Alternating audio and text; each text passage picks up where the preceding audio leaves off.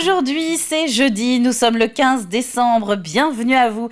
Si vous arrivez pour prendre votre petite dose d'actu 100% Vendée de ce début de fin de semaine, on a pas mal de choses à voir, notamment cette petite boîte qui peut sauver des vies, un cartouchier en plastique de la taille d'une boîte d'allumettes dans laquelle on va écrire toutes les informations concernant notre santé. Les secours vont ensuite pouvoir donc consulter très rapidement en cas d'intervention en urgence au domicile. 9 communes de Vendée Grand Littoral profitent justement des visites de fin d'année auprès de leurs aînés pour distribuer ces fameuses boîtes SOS. Nous parlons aussi ce matin des stages de 3e, une première immersion pour beaucoup dans le monde professionnel, un petit peu casse-pied à trouver parfois, mais qui peut aussi se transformer en immersion inoubliable comme au sein de la gendarmerie des Sables d'Olonne. On aura également nos chroniques du jour, évidemment, puisque nous sommes jeudi, il y aura la chronique presse avec 2 nouvelles têtes dans notre chronique cette semaine, et puis nous parlerons également dans le plus info de ce jeudi, prévention autour des apéros maison, des verres d'alcool qui sont souvent bien plus remplis à la maison que dans les bars et donc plus dangereux une fois qu'on reprend le volant. Avant de développer tout ceci, on va regarder la météo avec ce ciel annoncé comme couvert dans l'est de la Vendée et même pluvieux par intermittence sur l'ouest du département. Pas forcément beaucoup plus chaud qu'hier matin, à part dans le bocage où cette fois-ci nous rebasculons dans le positif. Un vent de nord-est qui se fait plus présent également, c'est ce que nous annonce en tout cas Climat Vendée, jusqu'à 60 km/h sur nos îles et dans les terres frontalières avec les Deux-Sèvres. Cet après-midi, le ciel est toujours très couvert. La bonne nouvelle, c'est que les pluies vont normalement disparaître. La moins bonne nouvelle, c'est que nous reperdons, vous voyez, nous ne nous sommes pas trompés dans les températures affichées à l'écran. Nous reperdons quasiment une dizaine de degrés par rapport à hier. C'est un vrai yo-yo. 3 à 4 degrés au réveil dans l'Est et le centre de la Vendée, 4 à 5 sur le littoral et dans les îles. Les horaires de marée de ce jeudi 15 décembre à présent, vous voyez que la prochaine basse mer, elle est en milieu d'après-midi. La pleine mer, à présent, ce sera dans la soirée, des coefficients toujours très faibles, donc une différence, un marnage assez petit. On est jeudi, donc le palmarès des stations essence les moins chères à retrouver actuellement en Vendée. Je vous rappelle que ce sont des prix que nous relevons sur prix-carburant.gouv.fr. On va commencer avec, vous le voyez, le gasoil. C'est à Châlons où le litre est actuellement le moins cher ces derniers jours. Si on regarde le 95E10, cette fois-ci, il faut plutôt partir du côté d'Essaran-Bocage à Loie, même plus précisément, Saint-Gilles-Croix-de-Vie, Châlons ou La Roche-sur-Yon pour retrouver un 95E10 relativement compétitif. Enfin, le GPL, les Sables d'Olonne se distinguent, tout comme Montaigu-Vendée. De mémoire, c'est du côté de Boufféré, le 0831, Saint-Gilles-Croix-de-Vie et Chantonnay. On termine les infos pratiques avec la carte des marchés, les rendez-vous du jeudi qui s'affichent. Je peux vous citer Mouzeuil-Saint-Martin, tout comme Menon-Blais, ou alors Pouzauges jusqu'à 12h30 sous les Halles, place de l'Hôtel de Ville, et Champ-Saint-Père au niveau de la place de l'Église. Sainte-Ninon aujourd'hui, bonne fête les filles, bonne fête également aux Nino, donc bonne fête les garçons, les Suzettes ou les Virginia. Le soleil se couchera ce soir en Vendée à 17h18. On passe au journal.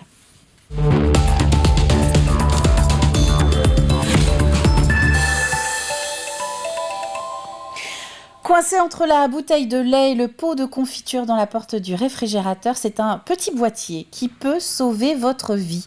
La boîte SOS existe depuis quelques années déjà. Elle est arrivée à Talmont-Saint-Hilaire l'année dernière par exemple et elle s'étend en cette fin d'année à 10 communes de Vendée Grand Littoral. Le principe est très simple, on glisse dedans toutes les informations relatives à notre santé et les secours n'ont plus qu'à la consulter lorsqu'ils doivent intervenir à domicile pour une urgence. Les explications de Colline Davy.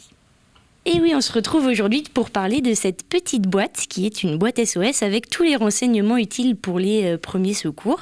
C'est une boîte qui va être lancée dans 10 communes de Vendée Grand Littoral. Donc il y a d'abord eu Talmont-Saint-Hilaire, maintenant il y en a 9 autres.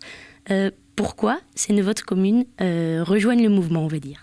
C'est vraiment une volonté de leur part. Ça a été présenté lors de la commission solidarité de Vendée Grand Littoral. Du coup, 9 communes étaient partantes pour rejoindre le dispositif. Et ils souhaitaient que ça puisse être fait à cette période de Noël pour qu'ils puissent les mettre dans les colis de Noël, qui vont souvent porter au domicile des personnes les plus âgées ou qui viennent les chercher en mairie. Donc c'est l'occasion pour eux de les rencontrer, de leur parler du dispositif, de leur expliquer comment ça fonctionne. Et donc l'idée, vous l'avez un peu dit, c'est qu'en famille, pendant les fêtes, on s'échange un peu tous ces renseignements et on parle de cette boîte pour les personnes âgées ou pour les plus jeunes. Oui, l'objectif, c'est que ça vienne des personnes âgées qui vont en parler et pourquoi pas après donner envie au reste de leur famille de pouvoir avoir une boîte aussi dans leur frigo. Alors pour résumer un peu, même si je l'ai un petit peu dit au début, elle sert à quoi cette petite boîte ? Alors cette boîte, elle sert à ce que quand les pompiers, les ambulanciers ou même les gendarmes, on en parlait tout à l'heure, interviennent, ils aient les informations essentielles si la personne n'est pas en capacité de leur donner. Et du coup, ça va leur faire gagner du temps et sûrement pouvoir sauver des vies. Et l'objectif, est-ce que c'est, donc là on est à 10 communes, est-ce que c'est d'étendre encore plus ce réseau ? Alors ça sera reproposé aux communes cette année, en 2023. Donc soit si des communes souhaitent élargir, du coup on pourra refaire un achat de plus de boîtes, ou si des nouvelles communes souhaitent intégrer, au contraire, on proposera forcément en 2023. Et est-ce que c'est possible aussi que ça ne concerne pas que les personnes âgées, mais que ce soit développé à toute la population ? Bien sûr, après c'est au choix, vraiment, nous on laisse au choix de chaque commune, chaque CCAS de pouvoir mettre en place le dispositif comme ils le souhaitent sur leur territoire. Et bien si vous voulez vous équiper vous aussi de cette petite boîte, n'hésitez pas à contacter les communes. Et j'ajoute à cette présentation de Colline que c'est une entreprise Desnay MTO Plastique qui s'est chargée de la fabrication des boîtes. Au risque d'enfoncer une porte ouverte, la fin d'année n'est pas la période la plus calme dans les magasins. La plus calme en termes d'affluence, évidemment, mais également de sécurité. Et c'est pour cela que la police nationale et la gendarmerie réalisent chaque année des opérations de prévention à l'attention des commerçants, des campagnes de sensibilisation avec quelques conseils assez concrets pour lutter contre les cambriolages et vols à main armée ou les faire condamner. En fait, les commerçants accumulent des fonds et donc le but, c'est de ne pas trop en accumuler pour ne pas tenter et ne pas perdre aussi ces fonds-là qu'ils ont accumulés à la force de leur commerce. Et la deuxième chose, c'est aussi d'éviter d'accumuler des stocks ou du moins de les protéger parce que les stocks peuvent avoir de très grandes valeurs, que ce soit des objets informatiques par exemple, ou que ce soit ne serait-ce que des bouteilles de champagne ou du foie gras qui aujourd'hui coûtent très cher et qui évidemment à la revente fait un grand profit pour les voleurs. Entamé début octobre, Luc Boire a terminé en début de semaine sa tournée de 6 dates à la rencontre des habitants de La Roche-sur-Yon. Baptisée Mon maire, mon quartier, cette opération faisait suite aux assises de quartier en reprenant un principe déjà utilisé par Jacques Auxiette quand il était à la tête de la ville dans les années 80 et 90. Des journées organisées en 3 étapes, une visite de terrain pour commencer, suivie d'une permanence avant de finir sur une réunion publique. Colline Davy a suivi les dernières rencontres. Le quartier Liberté reçoit ce jour ses élus. Le programme commence par un petit tour chez les commerçants. Bonjour. Le but pour le maire et les conseillers citoyens est de prendre le pouls. On est content quand il y a des petits commerces de proximité. Parce que certains ne peuvent pas se déplacer loin. Il y a beaucoup de personnes âgées ici. Donc pour eux, c'est pas pratique d'aller par exemple dans des grandes surfaces. Bon, il y a encore des choses à refaire. Il y a des habitants qui nous posent encore. Faut mettre de la verdure. Faudrait faire plus d'activités sur cette place. Donc on essaie de faire remonter. L'édile reçoit aussi individuellement les habitants qui le souhaitent pour aborder des thèmes divers et variés. Faire une proposition d'animation concernant le métier de crieur public. J'ai 2 questions précises, une concernant l'éclairage public et 2 concernant les halles, un chantier qui n'en finit pas, qui n'en finit plus. Le bilan est quand même globalement très positif. Après, on a quand même quelques difficultés, surtout quand on arrive dans la région, notamment pour trouver un médecin traitant. Ce déplacement au sud-ouest de La Roche-sur-Yon conclut une série de 6 journées de rencontres, utiles au maire comme à ses concitoyens. C'est la rencontre annuelle avec les habitants pour échanger avec eux. C'est le moment pour eux rêver d'interroger directement leur maire sur leurs problématiques. Et moi, le moment rêvé pour moi, pour prendre de leurs nouvelles, pour savoir ce qui leur va, ce qui ne leur va pas, quelles sont leurs inquiétudes. Et bien sûr, adapter la politique municipale en fonction de tout ce que nous entendons pendant ces quelques mois. Si l'on remonte des inquiétudes quant à l'inflation ou l'insécurité, la ville, selon l'équipe municipale, va plutôt bien. Suite et fin pour cette année, en tout cas, du dossier européen des quotas de pêche. Chaque année, la quantité de poissons par espèce autorisée au prélèvement est décidée par Bruxelles pour l'ensemble des pays membres, avec la difficulté de ne pas avoir les mêmes réserves ni les mêmes problématiques sur tout le territoire européen. Ce qui posait notamment problème pour 2023, c'était la civelle. Nous en avons parlé dans nos journaux en début de semaine et ce n'était pas la seule inquiétude. François Blanchet, qui était justement parti à Bruxelles dimanche pour suivre les échanges, revient relativement soulagé. D'habitude, on avait 4 mois de pêche à la civelle, on passe de 4 à 2. Donc forcément, si on regarde les choses de façon un peu pessimiste, on va se dire qu'on perd 2 mois. Mais si on regarde les choses de façon un peu optimiste, on va se dire qu'on partait sur une fermeture et que déjà obtenir 2 mois plus 1 mois de repeuplement, c'est déjà pas mal. Le lieu jaune, on obtient pas de hausse mais pas de baisse de quota non plus. Voilà, il n'y a que le Chinchard où le sujet est un peu plus compliqué puisqu'on n'est que dans des pêches accessoires. Mais au final, on va dire qu'on sauve l'économie de notre port. À Bruxelles, vous savez, on gagne jamais, mais on essaie de perdre le moins possible en fait. Au collège, l'année de 3e est marquée pour beaucoup par la première vraie immersion dans le monde professionnel. Le fameux stage de 3 jours qui n'est pas toujours très simple à décrocher et que certains ont décidé de faire dans une structure plutôt originale. 16 collégiens ont eu ainsi droit la semaine dernière à une immersion dans le quotidien de la gendarmerie des Sables d'Olonne. Agathe Poulet. Et là, équipé de ça va arrêter tous les cahiers. Porter le gilet et le casque pour une immersion totale. Ces collégiens en stage de 3e rencontrent l'unité d'intervention pour découvrir les différents équipements utilisés sur le terrain.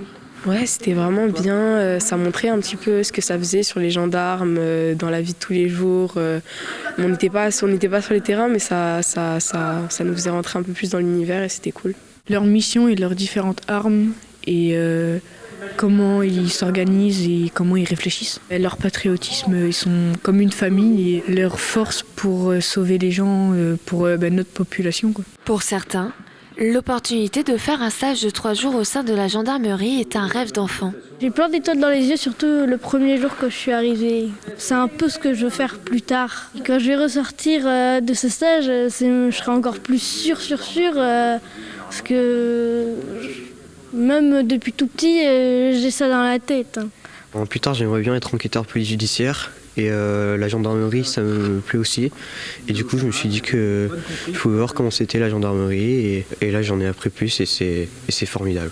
Des jeunes curieux et investis dans la découverte des différents métiers. Ne pouvant pas accompagner les brigades sur le terrain pour des raisons de sécurité et de confidentialité, la gendarmerie a eu l'idée de proposer aux différentes unités de venir présenter leur mission et leur quotidien aux stagiaires. C'est de les accueillir ici et de faire venir nos différents gendarmes de différentes unités ici à la compagnie pour leur montrer tout ce dont ils sont capables. Et bien souvent, on a une certaine image du gendarme qui effectue des contrôles routiers, mais la gendarmerie, c'est bien au-delà de cette mission. C'est un ensemble de missions de contact, de protection, de renseignement, et on avait à cœur de leur faire découvrir l'ensemble de nos missions. Donc là, tu es prêt pour être en tête et nous, on te suit. Allez, on y va. En février, 20 élèves viendront à leur tour découvrir ce métier. En attendant, ces stagiaires repartiront avec plein de bons souvenirs et de motivation dans l'espoir de devenir à leur tour gendarmes. Et si vous cherchez un stage de 3e, vous aussi, un petit rappel. Le précédent préfet de Vendée, Benoît Brocard, avait lancé fin 2019 un site internet, Ton stage à 5 bornes, une plateforme qui regroupe l'ensemble des offres disponibles en Vendée, évidemment. Classé par type de poste, le site est à retrouver via les moteurs de recherche en tapant donc Ton stage à 5 bornes. On va terminer ce journal en regardant les prévisions météo pour ces prochaines heures en Vendée. Ce qu'il faut retenir, eh bien, c'est un ciel couvert pour tout le monde en Vendée, avec en plus des pluies par intermittence sur le centre du département, mais également tout le littoral. Des températures qui vont très légèrement remonter ensuite cet après-midi, mais beaucoup moins chaud qu'hier. On va retrouver maintenant nos chroniques du jour. Au programme, je vous propose le retour des campagnes de sensibilisation aux accidents de la route en prévision des fêtes de fin d'année, évidemment. Et puis un média aussi que nous n'avions encore jamais eu dans notre chronique presse et la suite du jeu, évidemment.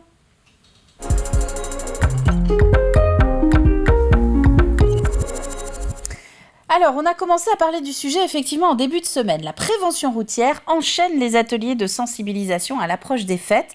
Parmi les thèmes, la différence entre les doses d'alcool que l'on se sert à la maison et celles que l'on se voit servir dans les bars. Une différence de quantité non négligeable quand il s'agit derrière de prendre le volant.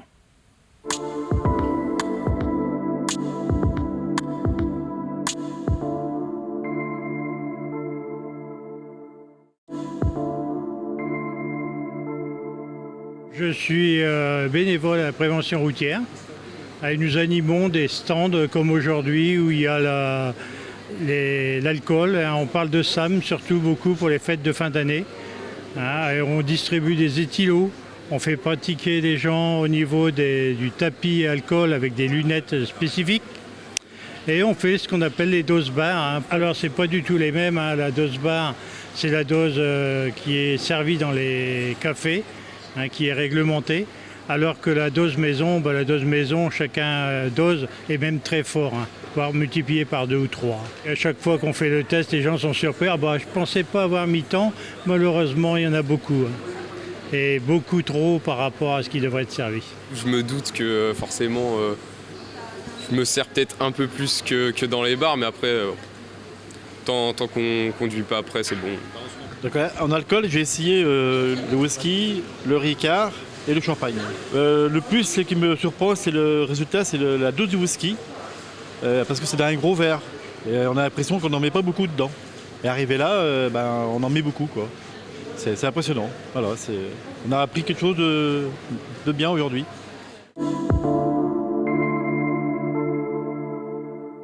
Vous prenez un verre, c'est fait. Peu importe l'alcool qu'on boit, attention en respectant la dose barre, c'est 2 verres et demi pour avoir 0,5 maximum.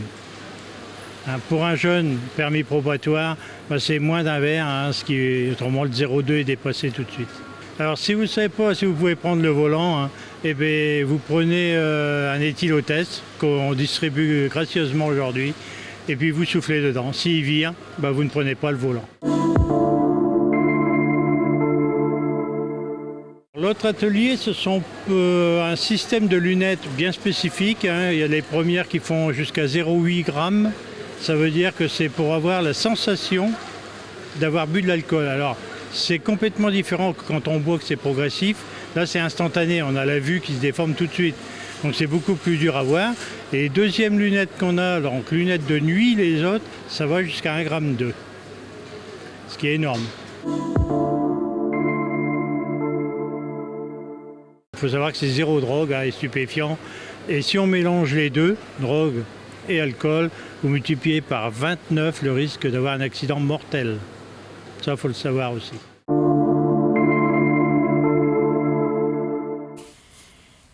Et c'est un plus à retrouver sur notre site internet. Nous allons retrouver aujourd'hui des petits nouveaux dans notre chronique presse.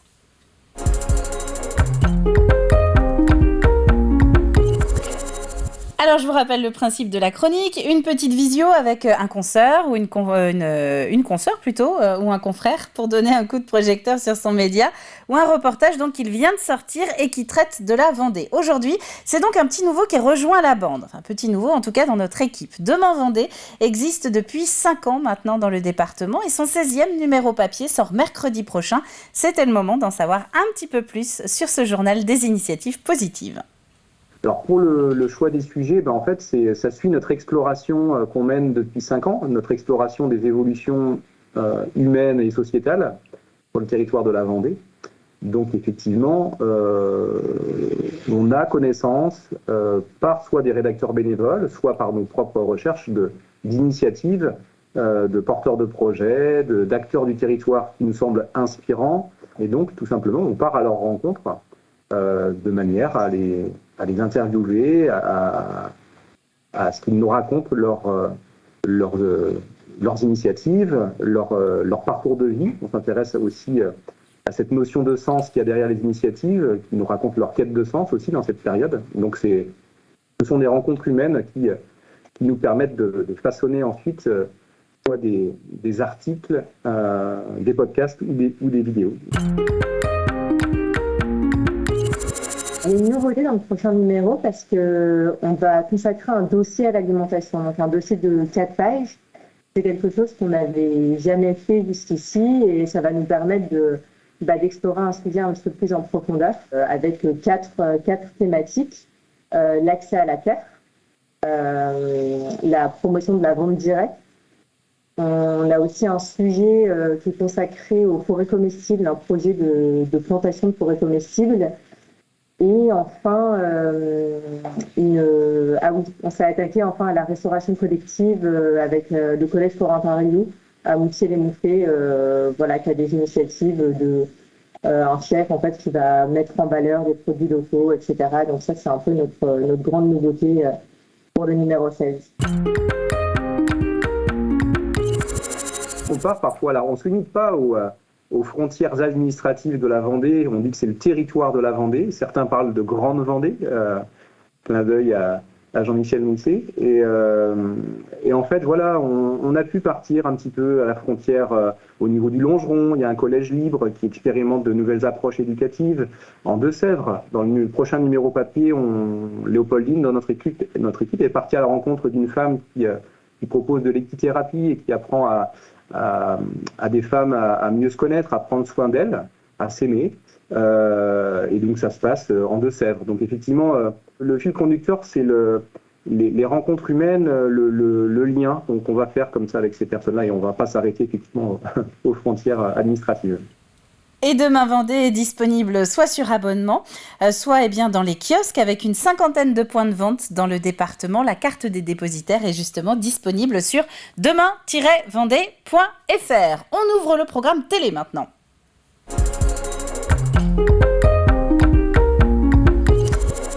À quelques jours des fêtes de fin d'année, et oui, ça approche, nous parlons ostréiculture cette semaine dans Comme Toujours. Est-ce que vous savez vraiment comment on cultive l'huître ? Combien de temps, par exemple, cela prend pour obtenir la taille que nous lui connaissons ensuite sur les étals ? Eh bien, la réponse, c'est avec l'invité de cette semaine, de Jérôme Aubineau et sa bande.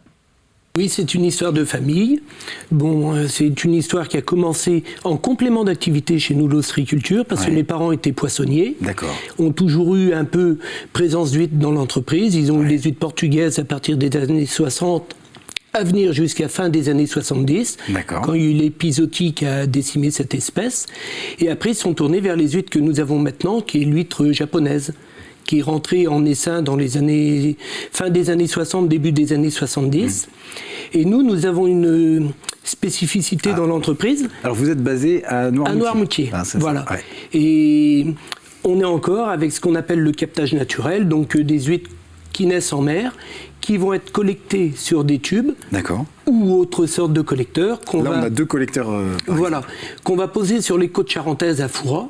Oui. Où là-bas, il y a tout le milieu nécessaire et les conditions climatiques pour la reproduction des huîtres, donc juillet et août, à la période de l'étance. Et après, elles pondent et les larves viennent se coller sur nos supports. Au bout de 2 ou 3 ans, on récupère des huîtres dans ces tailles-là. Ah ouais, c'est... Vous voyez, qui sont accrochées donc, sur les tubes.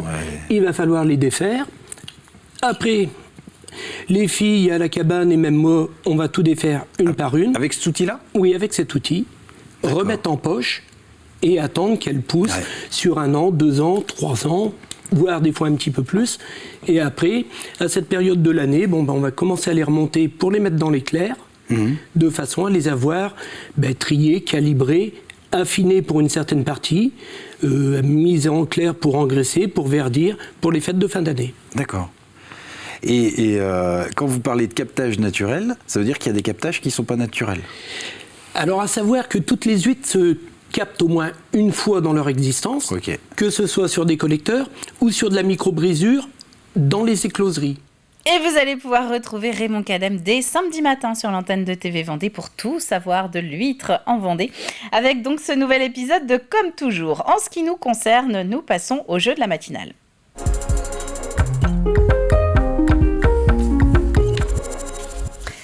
Vous n'avez plus que 7 fois-ci et demain matin pour essayer de trouver la réponse et être notre regagnant du cadeau de Noël de la matinale. C'est le dernier cadeau de l'année 2022 pour nous. Alors hop, dépêchez-vous et dites-moi à quel endroit exactement va ouvrir le nouveau potager extraordinaire. Nous ne cherchons pas une commune, mais un endroit bien précis.